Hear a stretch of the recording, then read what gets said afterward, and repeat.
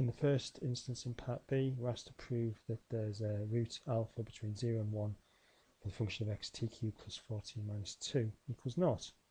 So first of all, if we put our values of t have to be 0 and 1, and t cubed plus 4t minus 2 is equal to 0. Substituting 0 in, we get minus 2. Substituting 1 in, we get 3. State, change in sign, does in fact imply a root. We're then given a recurrence relation, and we're told to start with t0 is equal to 0.5. Substituting into our recurrence relation, that will give a value of t1 of 0.46875. So t1 is then substituted back in to give t2, which is equal to 0.474258. t2 substituted back in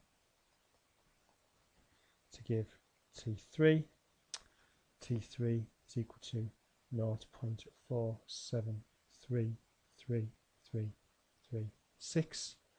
t3 is then substituted back in to give us our value of t4, which comes to 0.47348880. However, we need this to 4 decimal places, so t4 is in fact 0.4735. So at this point we need to prove that this is actually the correct value to 4 decimal places, so we'll go take an upper bound of 0.47355, a lower bound of 0.47345.